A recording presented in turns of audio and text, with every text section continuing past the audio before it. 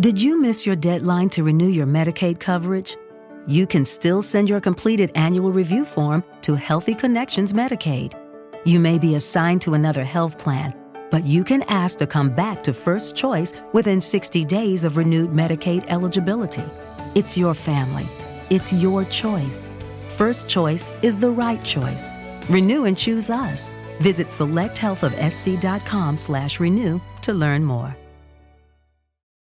Are you struggling to conceive? You have options, and at Piedmont Reproductive Endocrinology Group, we'll make sure you have the guidance and support you need. PREG is known for individualized fertility care that's unique to every patient. We take the time to provide a reassuring and empowering experience because we believe that you deserve nothing less. Let us help you on your journey to parenthood. Visit us at pregonline.com to learn more. Get the guidance and support you need at Piedmont Reproductive Endocrinology Group.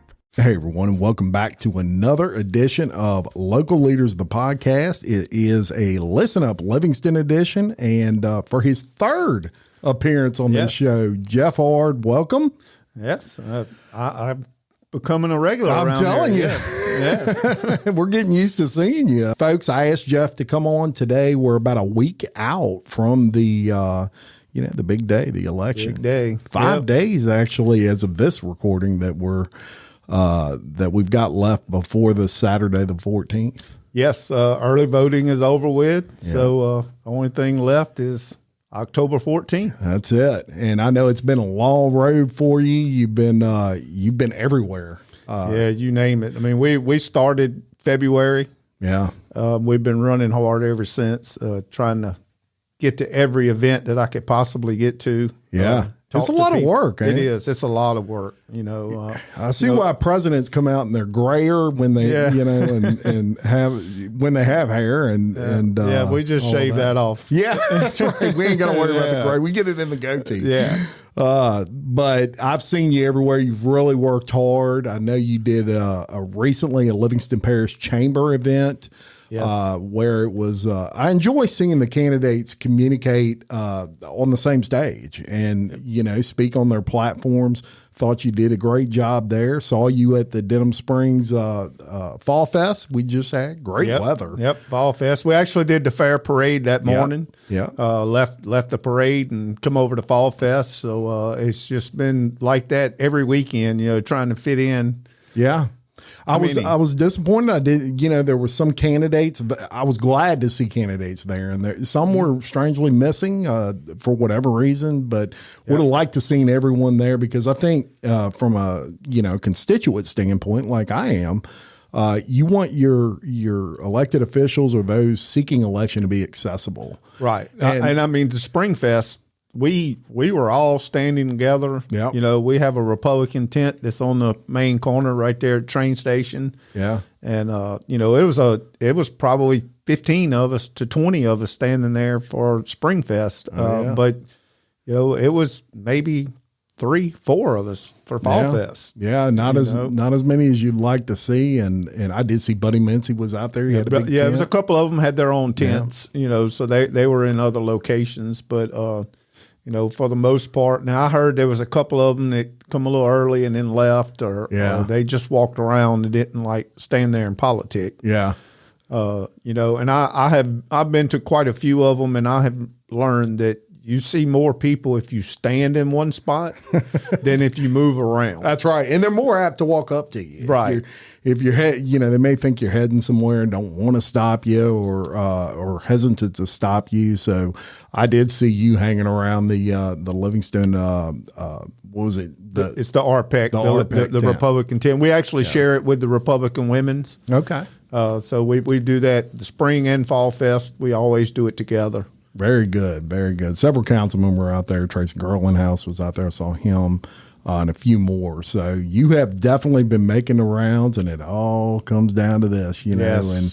And so we're going to do a little comparison because, primarily the nice thing about your particular race is that number one, there's only two of you. Yes. Number two, what is really interesting is that you're both doing kind of the same thing right now. You're both councilmen. Yes. So it's an easy comparison to make. And so I put together some numbers. There were some you were kind enough to lead me in the right direction with, and come up with on some comparisons that matter to voters. I think the first thing maybe we want to talk about is I saw you were endorsed by RPAC. Yes, which you just talked about, and that's a great endorsement, and they're doing good things over there at RPAC.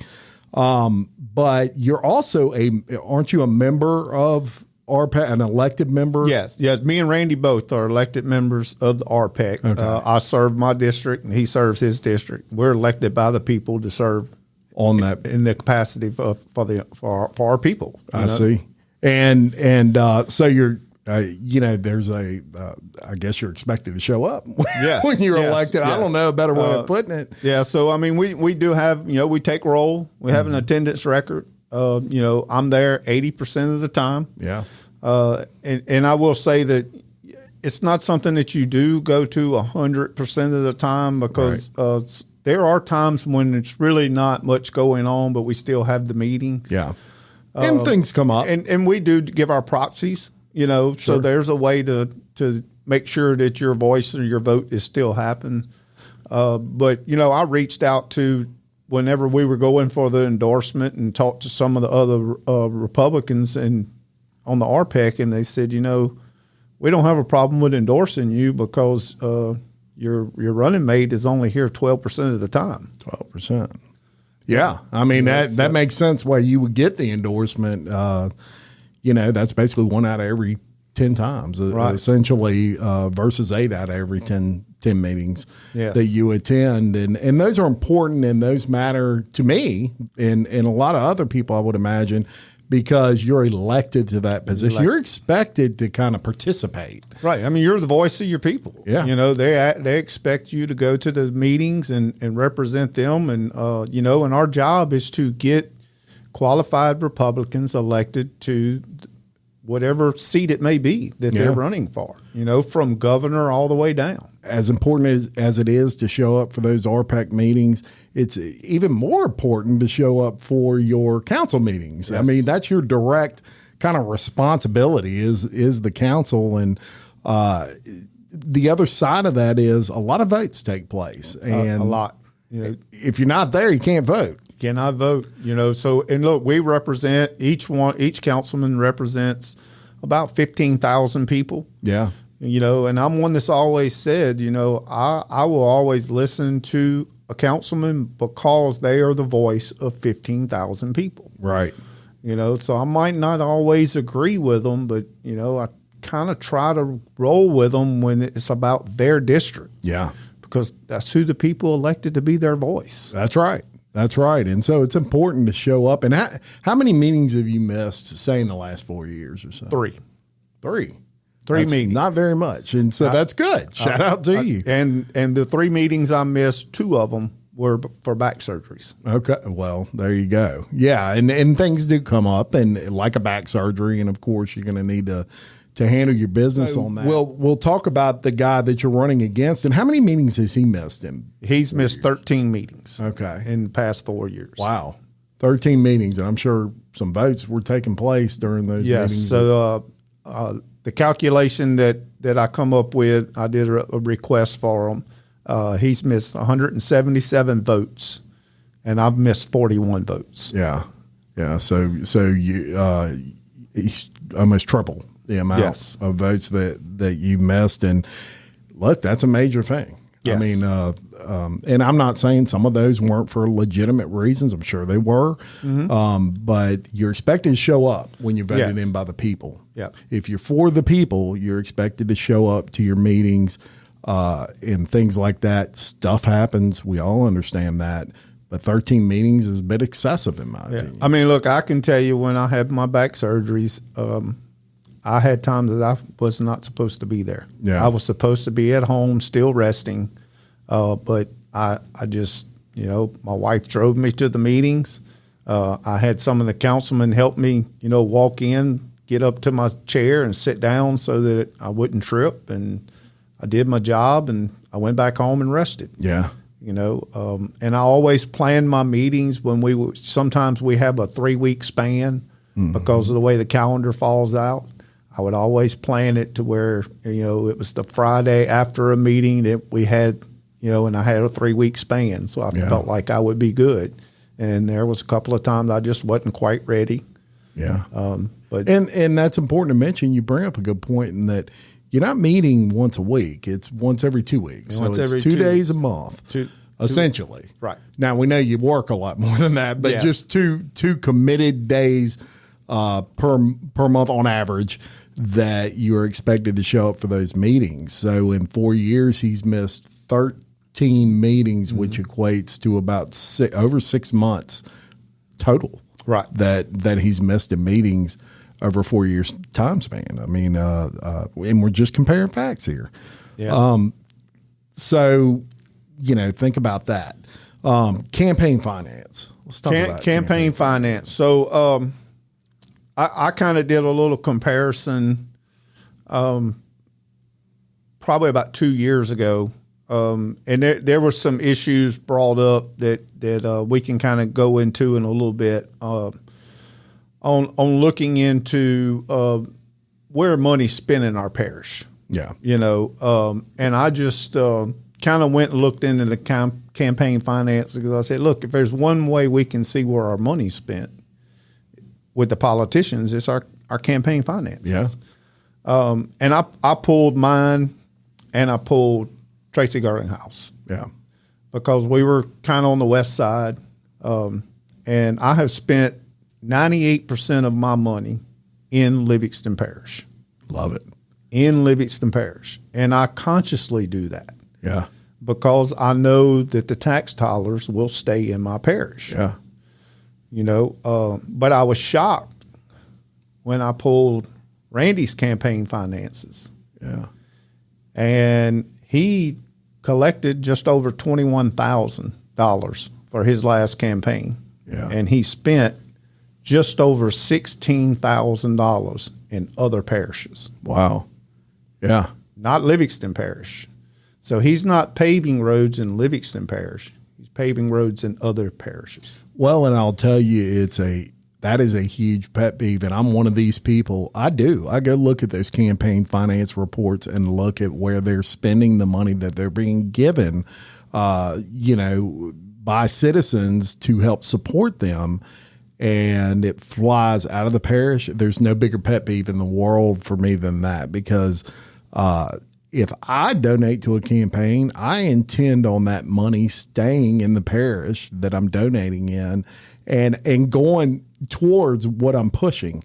In that situation, for the majority, you used an example of 2019, which was the last time that he ran a campaign prior to this one. Yes. And $16,000 of 21,000 or so is going outside of the parish. We got plenty of people here that can print up your posters and do your websites. And that's what led me into, well, since I've looked at this, let's do a comparison now, because what we're doing right now is a lot larger scale than running for a council seat. Yeah, it is. And I pulled it up, and I've seen where he has spent $126,000 out of the parish.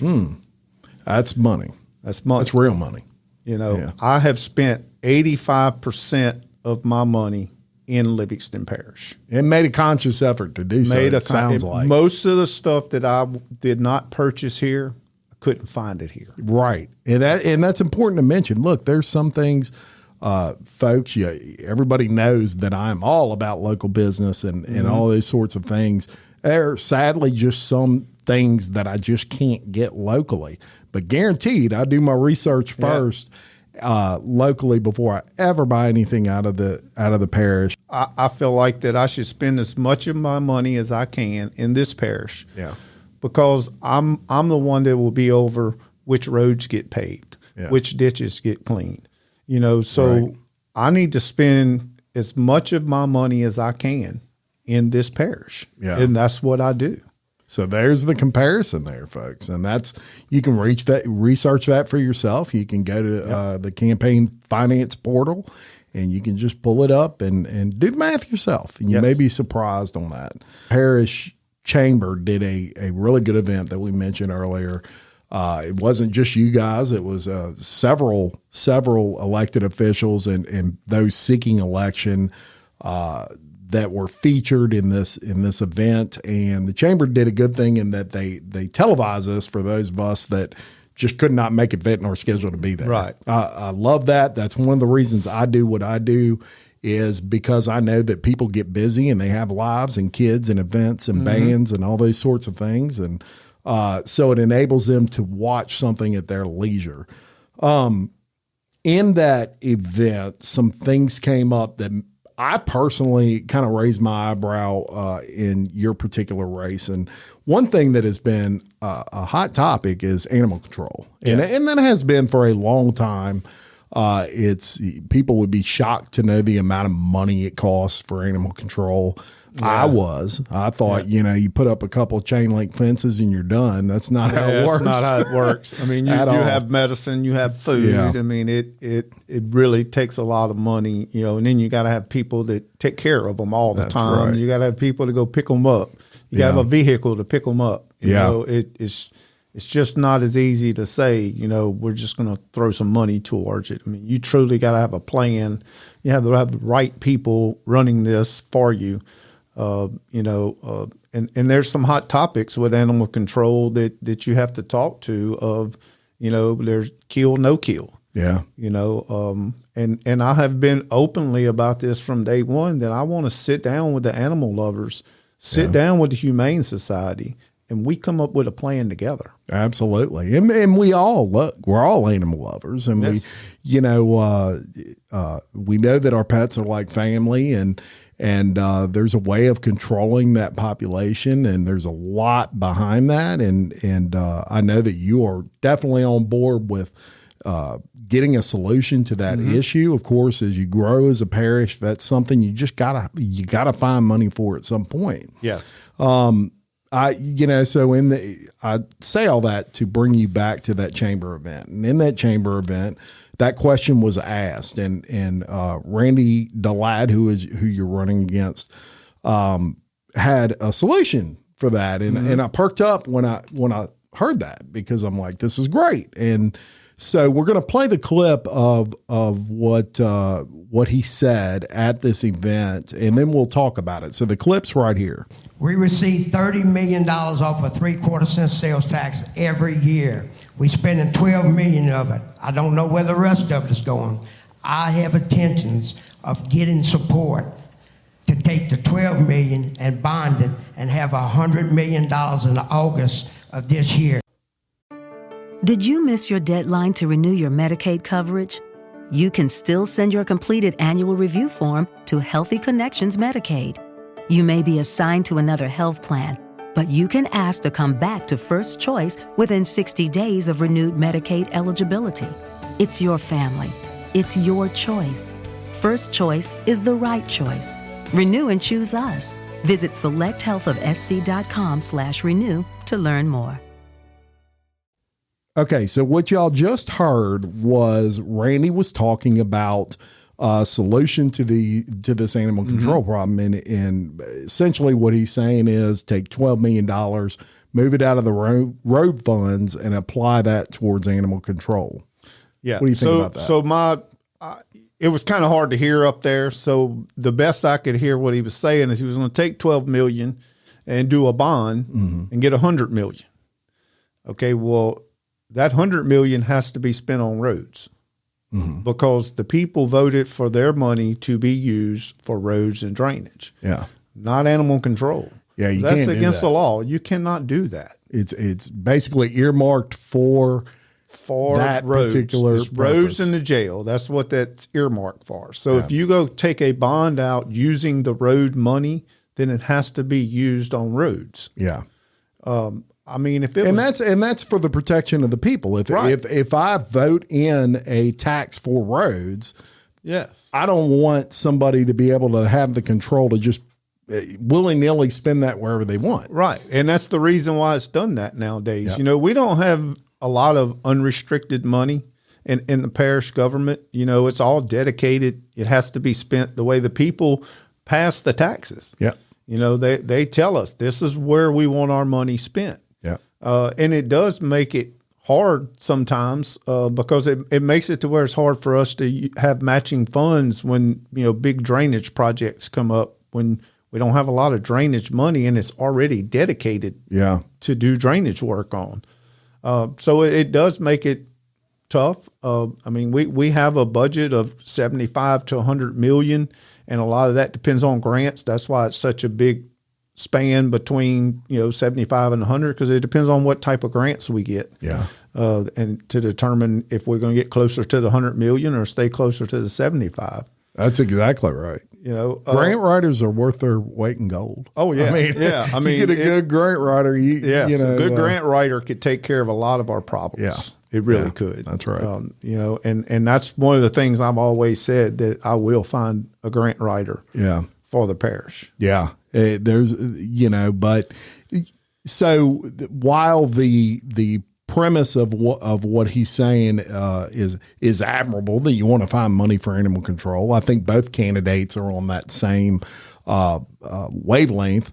The problem is the solution is just not doable. It's illegal. Not that way. Look, I have some ideas that I think I win. I can go work with the council and say, hey, here's my solution, but I need the help of the council to do it. Mm-hmm. One, we're fixing to get some new money in our parish. Yeah. Through sports betting. Yeah. That's exciting news. That's money we've never received before. It's money that's not really earmarked at this point. Yeah.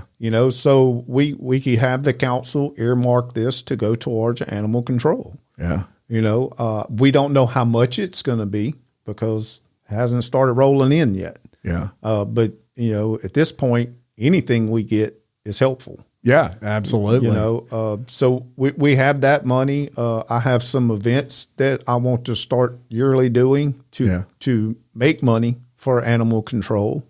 And then I do have another. I think that's a wonderful thing. The 5K. Right. 5K, I went on vacation and went to a huge event in Gatlinburg, and just walking around and ran into the right person and said, what is this for? He said, well, all proceeds go to our animal shelter. That's wonderful. Yeah. And I was like, man, we need to do this in Livingston Parish. Absolutely. Absolutely. And so you're working on something there that is actually doable and feasible. Mm-hmm. And look, there'll be more on the horizon. And question about earmarks. So let's just play a little hypothetical game here. And if that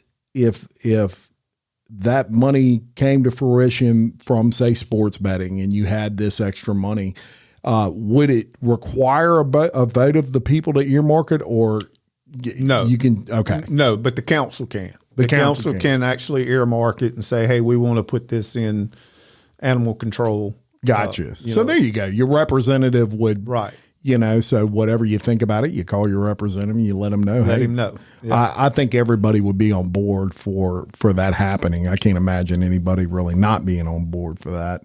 And y'all have done several things outside of just the chamber event where both of y'all have talked and kind of said your platform.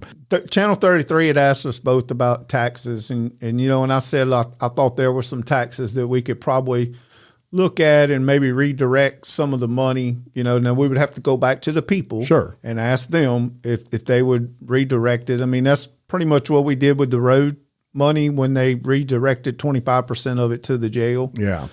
So there's some other options there to redirect some money. But he had said that he would like to give money back to the taxpayers. Okay. Well, that kind of caught my ear when he said it, because we just passed a pink tax. Mm-hmm. What the pink tax is for feminine products that females have to use. Yeah. And what it was is the council gave them an exemption for those products from the road tax. Yeah. So they don't have to pay tax for those products. Right. That extra 1 cent. Well, that's great for single moms. And, Single moms. Working moms. Moms are struggling. You know, even a family. Sure. Just a family that's struggling. I mean, sometimes, you know, an extra $5 means keeping electricity on. Amen. You know, and Randy he fought against it. You know, so to me, that was an opportunity to give your people some tax money back and keep it in their pockets. Yeah. You know, and I was one to say, you know, I mean, look, it does take some money out of our road money. Yeah. We lose a little bit, but look, I just have to say, sometimes putting food on the table is a little bit more important than paving a road. Yeah. You know, we still have plenty of money to pave roads because we're not paying back bonds anymore. Right. The bonds are paid for. We have a lot of money that we're not used to having, you know, so let's see where it gets us. But in the meantime, if we can give some of the families that are struggling in our parish a little break, let's give them a break. Yeah. I agree with that. And I don't, you know, that was something that maybe not a lot of people realize that the council did in a good way. Not sure why Randy would fight that, but shout out to the ones that didn't and really looked out for families and those that may be struggling. Hey man, that extra $5 matters. Yes, it does. You don't just serve in the council meetings. So you have committee meetings, finance committee meetings, for example, and whatnot. And essentially you nominate a chairman and that person chairs that. And that's extra work. That's right outside of what maybe you were technically elected to do. Mm-hmm. But it's, you know, everybody kind of takes the brunt of that. Yeah. I know at one point you were chairing everything. Like it feels like it. Yeah. You know, I've been on finance from day one. Yeah. All 8 years I've been on finance. I've been the chairman, you know, 3 or 4 times I've been the chairman. And then when I was chairman of the council, you know, it's when you're the chairman of the council, is part of your duty is to nominate councilmen to be on our committees. Sure. Which the 2 main committees we have is ordinance and finance. Right. You know, and we've created some other ones along the way. We had a master plan committee that we nominate to. I mean, there are some other ones, but that's our 2 main ones. Yeah. Like we're the ones that sit in the chairs. Right. We are the committee. Yeah. And it just seems like it's the same councilmen that always step up to be on the committees. Yeah. You know, because I know when I was chairman last year, I went to Randy, I went to Gerald, I went to Shane, I went to John, Tracy, I went to every one of them, said, okay, who wants to be on ordinance? Yeah. You know, now who wants to be on finance? And, you know, the same people volunteer every time. Yeah. You know, and you can't talk other ones into doing it. Now, I will say this, that I felt like the one that really had a free ride on saying I'm not quite ready was Gerald McMorris. And he said, look, let me get in here and learn this job. Yeah. Let me figure it out, and then I'll be ready to get on every committee y'all want us on. Yeah. And I saw when that switch flipped in him. Yeah. You know, it was about halfway through my chairmanship that you could see, hey, I'm ready. Yeah. You know, but other than that, every single one of us had the experience. We had the knowledge. We've been there before. And to me, everybody's hands should have went up. Mm-hmm. You know, well, that's what I'm here for. Yeah. I'm here to make stricter ordinances for my people. Yeah. You know, I'm here to keep administration in check and look at the finances and make sure the money's going in the right place. Right. You know, that's my job. That's what I'm here for. But it wasn't like that. Yeah. You know, it was hard to fill the committees. Yeah. You know, and in Randy's case, how many has he served on? He hasn't served on anything till this year. Gotcha. And, wow. Yeah. And this year he chose to be on ordinance and finance. Yeah. And he's the chairman of finance right now, and you could go back and look at the the chamber deal, you know, and he says he's the chairman, you know, but let's you know, it's funny you bring that up because in that chamber event, he had mentioned he didn't know. As a matter of fact, we're going to play exactly what he said right here because I don't want to misquote him. He brought up finance, you know, reports and things like that you get as councilman. And he had what I would consider would be a legitimate gripe if you weren't getting the information. And he had discussed that. So we'll play that right here. Here's that clip. For our government to work, it has to be transparent. I sit on the council 4 years. I am now currently the finance chairman, okay? Those 4 years I'm sitting, I don't know where the money's at. I'm asking questions. I get texts that says, yeah, come see me in the office, or look, I send you this. I only get and receive pieces of things at a time. I can't look at the whole picture. So I see people in this audience right now that has approached me and said, look, we're trying to get public records. We're trying to find out where this money went. We're trying to find out when the dredging is going to start. No one can get any information from parish government now. So what you heard right there is Randy saying that, you know, one of the issues that he has is he doesn't have access to the numbers and he doesn't see where all the money's going and all these sorts of things. And that kind of blew me away. You know, because like I said, I've been on finance from day one. We were having finance meetings once a month. Yeah. We recently went to every quarterly because it's not a lot of changes that happen. The biggest change is the check register. Yeah. And we get a copy of every check that's written. We were getting it once a month. Now we get it quarterly. Yeah. You know, I mean, if you don't know where the money's going, you're not paying attention. Right. Because I got booklets that I can show you, you know, that our finance director gives us at every finance meeting and says, here's where all the checks were written. We have the amount of the check, who it's written to, the date it was written. I mean, you absolutely can see where every penny is going. And that finance director's name is? Jennifer Myers. And I'll tell you what, she's sharp. Yes, she is. She's done a fantastic job for this parish. Yeah, and I ain't someone that likes to balance my checkbook, much less an entire parish's finances. And I would hate to have to. It takes a very special person. I think she's done a wonderful job, and so in that situation, I see the meetings where she stands up and goes over all this stuff, and she'll say 90% of the time, well, it's in your packet. Right. It's in your packet. So the numbers are there. The numbers are there. All you have to do is open that packet up and go through it. And I've had her tell me, look, if you don't understand it, come sit down in my office and we'll go over it. Yeah. And I have probably 3 times in the last 8 years went and sit down with her and said, I don't understand this. Explain it to me. And okay, let's go through it. Yeah, she does a good job, and I do see on the things they post on YouTube that you're getting packets and you're getting numbers.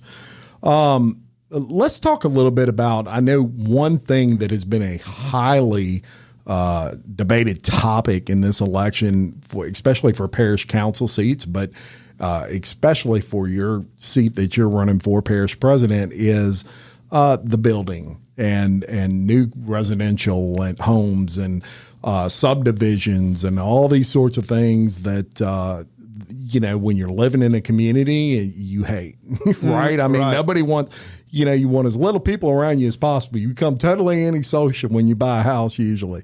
And everybody gets that. As a matter of fact, when you first decided you were going to run for office, one of the stories you shared with us was it was because of a new residential mega subdivision. Because of that, you know, I was on Buddy Ellis Road, and they built Woodland Crossing, which is one of the larger ones in our parish. And we packed up and left. You know, we sold, we moved to the north side of the parish, you know, which is where we live at now. And, you know, when I got there, I was just kind of like, you know, I was there first. Yeah. And I went to a couple of council meetings and I'm trying to figure it out. And I said, you know, I was just about ready to start complaining. And I said, man, instead of sitting out here being a complainer, how about just run and make a difference? Yeah. And I did. And I went in and I advocated for zoning and stricter ordinances. And I found out real quick that if you cannot get 4 other people to agree with you, it's not happening. You're spinning your wheels. You're spinning your wheels. Yeah. I mean, you can fight and fight and fight, but you have to have 4 other people agree with you on that council. Right. Yeah. Well, and it's interesting from your perspective. One of the things that we've discussed and that I've been able to verify is people may be surprised to know that you ain't approved a whole lot of new residential subdivisions over your time at all. I mean, this is going to shock you, this number. Yeah. So I kind of looked back into it and said, I'm going to see how many subdivisions have been approved and built in my district since I've been a councilman of 8 years. Yeah. My brother-in-law died suddenly, and now my sister and her kids have to sell their home. That's why I told my husband we could not put off getting life insurance any longer. An agent offered us a 10-year, $500,000 policy for nearly $50 a month. Then we called SelectQuote. SelectQuote found us identical coverage for only $19 a month, a savings of $369 a year. Whether you need a $500,000 policy or a $5 million policy, SelectQuote could save you more than 50% on term life insurance. For your free quote, go to SelectQuote.com. SelectQuote.com. That's SelectQuote.com. SelectQuote. We shop, you save. Full details on example policies at SelectQuote.com/commercials. Are you struggling to lose weight and keep it off? Tired of wasting time and money on starvation diets that lead to more frustration and stress? If there was a weight loss solution that could actually work for you, would you try it? Then head to Golo.com. I'm Steve. I lost 138 pounds in 9 months on Golo. I'm Amber. I've lost 128 pounds with Golo. If you're ready to take back control of your life, head to Golo.com now and see how Golo can work for you. That's Golo.com. My sleep is way better. My inflammation has gone way down. Golo saved my life. I was way overweight. That's what sent me down the path. I wanted to make sure and live for my kid. I have literally tried everything. I was on the verge of getting gastric bypass surgery, and I saw the Golo commercial, and it was the last thing I tried because it worked. Join over 2 million people who found a better way to lose weight with Golo. Your healthier and happier life begins at Golo.com. That's Golo.com. Again, Golo.com. One. That's it. Whispering Springs. Yeah. It's the only subdivision in District 1 that's been approved and built since I've been a councilman. That's pretty good. And your people in District 1 ought to be very proud of you. And look, that's not throwing shade on new residential people, builders and such.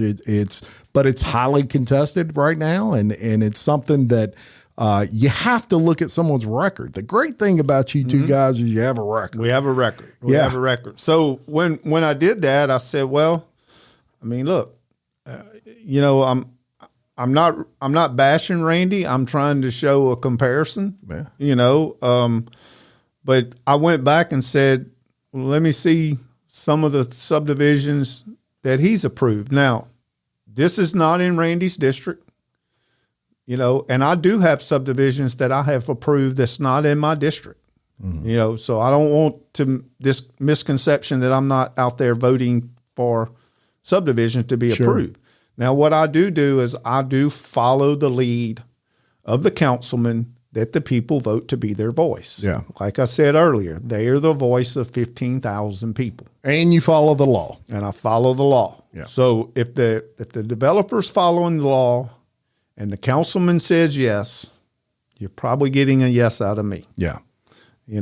But I went back and said, 2016, we all know what happened.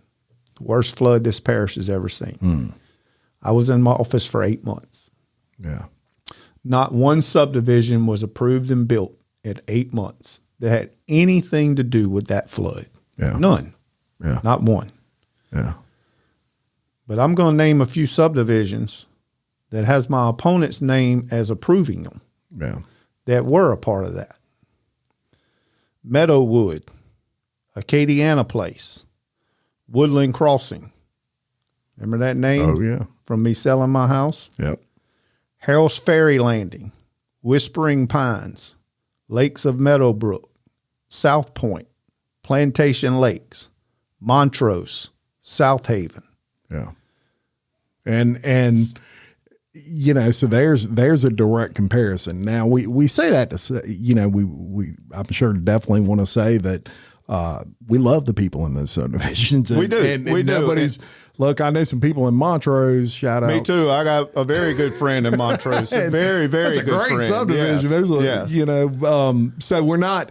But the point of the matter is, when you stand on a platform, and you know, you need to know where these candidates' records are, Yeah. and if you're gonna say I am anti anything, you need to verify. You got to show it, you know, and that's the thing, you know. I mean, he says that, you know, we got to stop the development. We got to do this. Well, when you was police juryman and a councilman 25, 30 years ago, had you brought in zoning, had you did your job then, we wouldn't be facing the problems we have now. Right. You know, I have advocated for that since I have been here. I have been trying to make the laws that will protect the people that live here now. Yeah. You know, I think that I don't want people to be able to come here. I mean, as a Christian, what kind of person would I be to say you can't bring your children to the good school systems we have and the safety that our law enforcement provides? That's right. I mean, I just wouldn't be a good Christian if I said that. But I can say, don't bring your problems with you. Yeah. You come here to live like we're living because of, you know, what you're bringing them for. Leave your problems where they're at. Don't bring them with you. Yeah. You know, and I will advocate for that. Absolutely. You know, but I've always fought for, you know, how can we build Livingston Parish better? And my record proves that. Yeah. You know, we tried the first year I was on the council after the flood. You know, it's the worst flood we ever had. But what can we do to make a difference? Well, how about a dirt field? Yeah. Let's look at doing a dirt field. Yeah. Let's make it to where they can't build these 6-foot mounds of dirt, because that's what was happening after the flood. Yeah. You know, people were building these 6-foot mounds of dirt, putting their houses on top of them. You know, I'm never flooding again. And we start seeing, well, the poor guy next to you that can't afford to build you're throwing his house up. Right. You're on throwing the water on him. So we have to do something. So we wrote a dirt field ordinance. We were ready to present it that night. And the night that we were doing it, we had a citizen that showed up, stood at the podium, and fought it. And fought it hard. Yeah. His name was Randy Delatte. Yeah. Huh. You know, he fought the dirt field that we tried to pass. I mean, you can go look it up. It's facts. You know, this is not stuff I'm making up. If you're going to protect the people, let's protect them. Yeah. You know, and look, if Randy beats me Saturday, I'm still going to hold his feet to the fire. If you're saying you're going to be the people's guy, then I'm going to make sure you're the people's guy. I'm not just going to go away. Yeah. Because I live here. Right. My children live here. You know, my mom, my dad, my brothers, you know, family lives here. And I'm going to make sure that this is done right. Yeah. Well, I believe that. And you know, it's important. And what we want to come across as is just a conduit for people to get facts. There's nothing, you could go back through every podcast you've done with me. There is nothing we've ever said that is not verifiable. As Deion Sanders would say, we're bringing receipts. Right. Yep. and that's not throwing shade on him, but this is just, you know, your candidate that you're running against in this election, and you have to consider both sides. Yes. And so that's what this whole point of this particular podcast is about. Let's compare apples and apples. Right. And so that's what we're doing here today. Now, you know, let's talk about PACs for a minute. And look, you'd laugh when I tell you this, but I have saved every single mailer that I've gotten so far, and I counted them the other night. I had 77 different mailers from candidates. And I'm not one of these people. I know a lot of people just chunk them, they say, and all that. Look, I read them, and there's a lot of people that do read them, and they're not cheap, so I feel like I should read them. No, they're not cheap. They're not cheap at all. But there was one recently that came out, and you know, it was a little more in depth as far as speaking on the temperament of people, and you know, temperament's important. Number one, it's important whether you're running on the council for parish president, whether you are a councilman, whether you're anybody. Your temperament matters as a public official because you're representing. In y'all's case, you'd be representing the whole parish. You are their representative. When people look at Livingston Parish, they're looking directly at that parish president and saying, this is a representative of the people. So it's very important that integrity be upheld, in my opinion. There was a mailer recently that came out, and it spoke of your opponent's temperament. So I guess the first thing I want to get out of the way is people do need to understand that PACs release these. They released it. Yeah, we can't control them. They raise their own money. Yeah. You know, they can do whatever they want. They can get in your middle of your race. They can help you. They can hurt you. I mean, it's just you have, as a candidate, you have zero control over it. Yeah. They have their own rules they have to follow with ethics. You know, and you know, I hate that they can get in our races like that. Yeah, but they can. You know, they can get in them. You know, they can. You know, you could have someone that just has the money and they create their own PAC and say, "Hey, we're going after this person because we don't like him." Yeah, you know, and no regards to the person that's running against him. Right. They may not even be for the person that's right. They may just be totally against that guy. Yeah. Yeah. And so there was one that came out on his temperament, but you know, it is facts. Yeah. It's facts. I mean, look, I'll be honest with the people. It was all brought to me, and I said it's not coming out of my campaign. Yeah. It's not. Yeah. You know, and I didn't do it out of my campaign. And I just felt like, you know, I'm gonna run on Jeff, you know, and it turned the dynamics of this race, and now, you know, and I'm not faulting Randy. I mean, he had to counter it. Sure. You know, he put a little video out that kind of took a shot at me, and you know, and being a voice for the people that's funding it, and I haven't spoken to them. Yeah. You know, but I understand it's politics. Sure. You know, I mean, and sometimes nothing's off limits. Yeah. You know, when you sign up, you sign up. I mean, they're coming at you, you know, and if you have bones in your closet, they're gonna find them. Yeah. But you know, look, have I gotten upset with people? Yes. Have I lost my temper? Yes. Have I ever put my hands on anyone? No. Yeah. No. You know, I've gotten in screaming matches with other councilmen in the back, away from everybody else. We never touched each other at all. Yeah.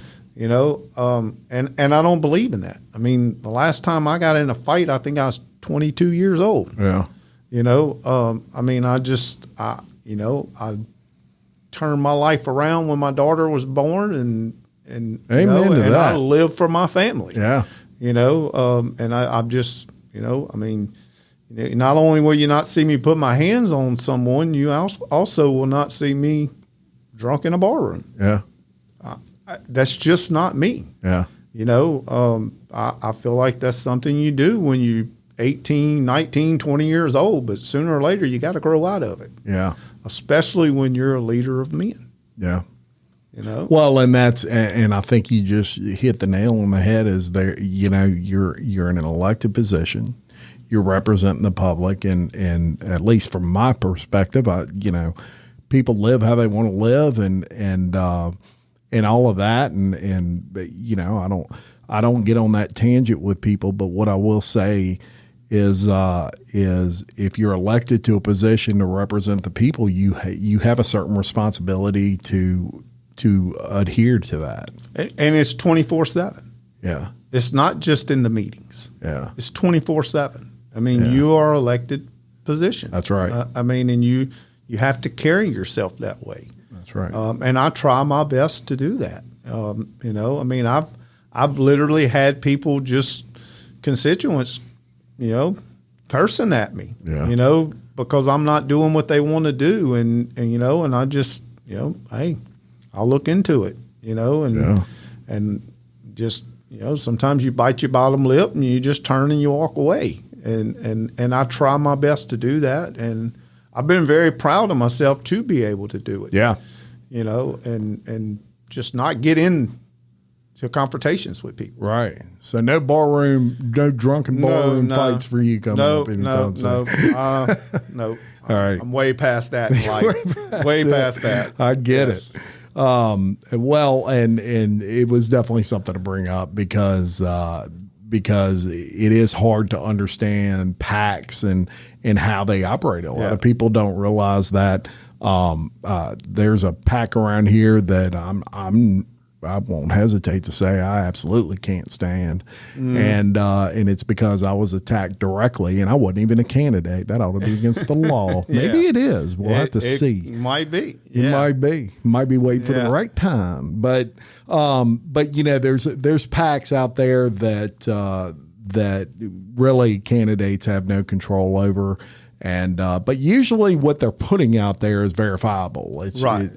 It's just not necessarily something the candidate wants to engage in with another candidate a lot of times. Yeah. And I mean, look, you know, like I said, the information was brought to me, so I knew it was factual. Yeah, you could have put it out there, but I really tried to be quiet about it. Yeah.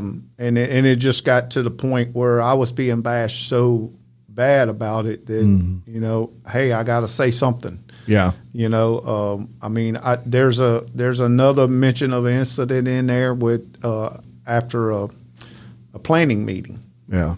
And I think there was a misconception that they were talking about an issue that happened between Randy and Gary Talbert, which they did have some heated words after a meeting. I think there was a chest bump or something, you know, after the meeting. Yeah. But I think if you look at the date, what they're referring to is after a planning meeting, there was a vote that didn't go the way Randy wanted it to go. Yeah. One of the planning committee members that didn't vote the way he wanted him to vote walked up to a group of us that were standing there talking. I was talking to Randy. Gerald McMorris was there. School board member Ron McMorris was there. And, you know, that member shook my hand. He shook Gerald's hand. He offered his hand to Randy to shake his hand, and Randy had his arms crossed and just looked at him. And he asked him if he was going to shake his hand, and Randy said no. And he said, well, I'll never offer you my hand again. They had a few words, and next thing I knew, Randy pushes him in the chest. I step in the middle of them. Gerald kind of grabs the planning member guy, and they walk around the building to his truck. And we're sitting there like, you know, hey, calm down. It's okay. It's okay. Well, next thing we know, we lose grip on him, and he follows the guy around the building to his vehicle.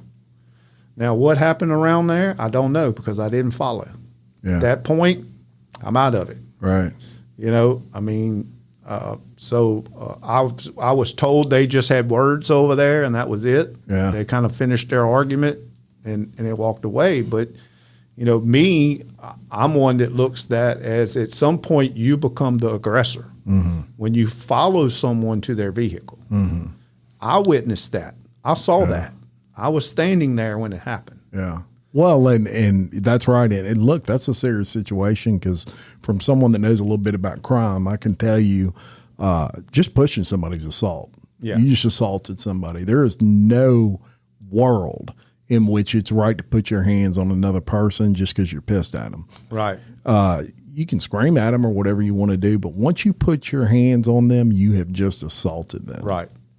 Right. And that ain't good. Yeah. And then, I mean, that's the thing, you know, I'm very proud of the fact that I can contain my temper because I mean, look, like I said, when I was 19, 20 years old, I was a little hothead too. Me too. Gosh. You know, I mean, we all were. Good thing we didn't run in the same circle. Yeah, I mean, it was just, it's almost like a, part of life, and you learn that. But, right.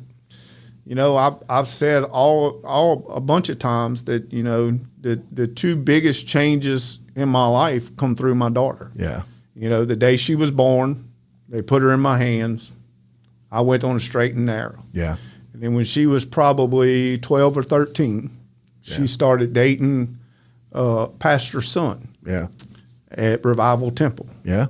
I have attended that church ever since then. Wow. That speaks to another aspect of who you are. Yeah. So yeah. I hope people get that out of what they heard today. This was not a podcast that was meant to throw dirt on anybody or anything like that. I mean, we just honest comparison. Right. I wanted an honest comparison. I wanted the facts out there. I wanted people to, and I'll touch on one other thing. Yeah. And you've heard me say this before. A lot of people say, me and my brother. Yeah.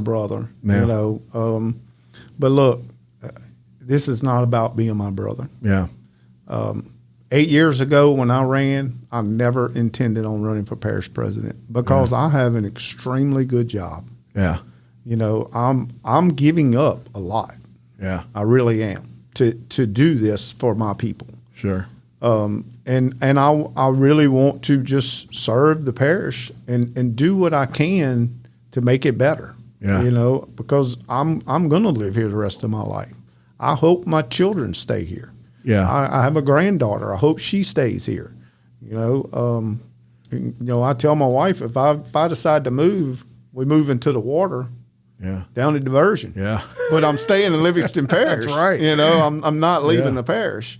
So but it's not about two brothers trying to get power. Nah. We were just brought up this way. Yeah. We're community people. We love our parish.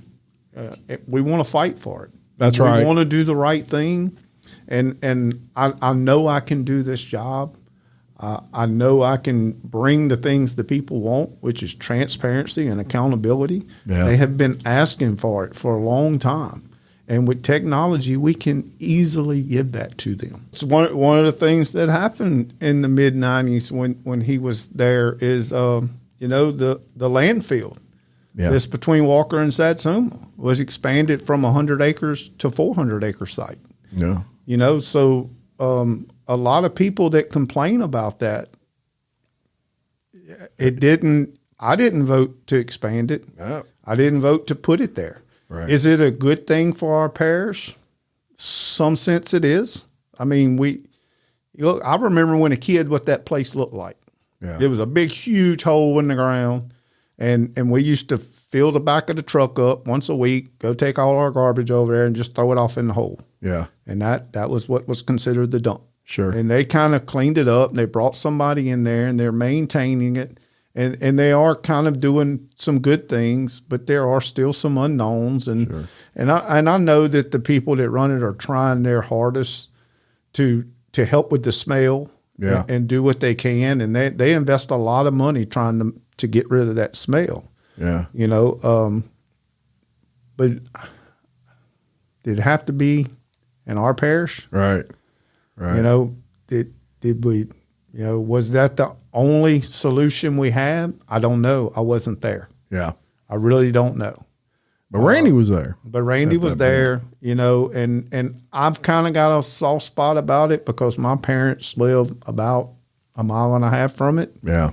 Which is where I grew up. Yeah. And I'm considered a Walker guy, and we deal with it all the time. Yeah. But I don't fault the people that own it any more than I fault a developer. Right. If these groups come in and they say, we want to offer this service, what are your rules? And they follow the rules. Yeah. How do you fault them? Yeah. You can't. You cannot fault them. No. They're following the rules. Yep. So I go back to We need people that will make the hard decisions to change the way our parish is built. Yeah. You know, I agree with that. And you know, you fought a good, hard campaign, and it all comes down to, you know, the next 5 days. And so go out there and vote, folks. If you haven't voted already, let your voice be heard, you know, and make your choices accordingly, but do your research. Today was a research day. Yes, this is just all facts and all research. And any final thoughts before people head out there? Vote Jeff Hard. Vote Jeff Hard. That's the biggest thing. You know, I mean, look, it has been a long road. I'm ready for Saturday. I've prayed. You know, I've had my talk with God. I'm ready to accept whatever the outcome is. You know, it comes down to the people at this point. That's right. But I know, you know, God has a plan. He's already picked who's going to be the leader of this parish. Yeah. And, you know, whoever's the victor, I mean, if it's Randy, you know, I mean, like I said, I'm going to support him, but I'm going to hold him accountable. Yeah. And I expect him to do the same thing to me. I absolutely. You know, so I mean, that's what we all should do. Yeah, I agree 100%. And from one old football guy to another, you've left it all on the field. Yes, I have. And you can look back on that and be proud of that. I don't think there's anything else I could have done. Yeah. You know, I've worked as hard as I could possibly work. You know, I mean, one of the things I've been very proud of is 95% of the Jeff Hard signs that you see all over the parish. Yeah. Jeff Hard put them out. Yeah, really? I did not have a team running around putting my signs out for me. I did it. Yeah. I had a lot of them. And I had help when I was doing it. Yeah. But I was there for 95% of the signs that were put on the side of the roads, because I feel like if somebody calls and says, "Hey, come put your name in my front yard, I support you." Yeah. That I'm going to go do that myself. Very good. Very good. So couldn't end it any better than that. Thank you all so much for listening. Saturday, the October 14th, there's a lot going on that day, so do it early maybe, and and then get ready, because it's going to be a busy night. Yeah, no matter what, we will have a new parish president. That's right. That's right. So until next time, I'm Jim Chapman, reminding you to love your community, support local business, and keep leading. Thank you very much. Thanks, Jeff. All right. Okay, round two. Name something that's not boring. A laundry? Ooh, a book club. Computer solitaire, huh? Ah, sorry, we were looking for Chumba Casino. That's right, ChumbaCasino.com has over 100 casino-style games. Join today and play for free for your chance to redeem some serious prizes. ChumbaCasino.com. No purchase necessary. Void where prohibited by law. 18+ terms and conditions apply. See website for details. Hey guys, it is Ryan. I'm not sure if you know this about me, but I'm a bit of a fun fanatic when I can. I like to work, but I like fun too. It's a thing. And now the truth is out there. I can tell you about my favorite place to have fun. Chumba Casino. They have hundreds of social casino style games to choose from, with new games released each week. You can play for free anytime, anywhere. And each day brings a new chance to collect daily bonuses. So join me in the fun. Sign up now at ChumbaCasino.com. No purchase necessary. VGW Group. Void where prohibited by law. See terms and conditions. 18+.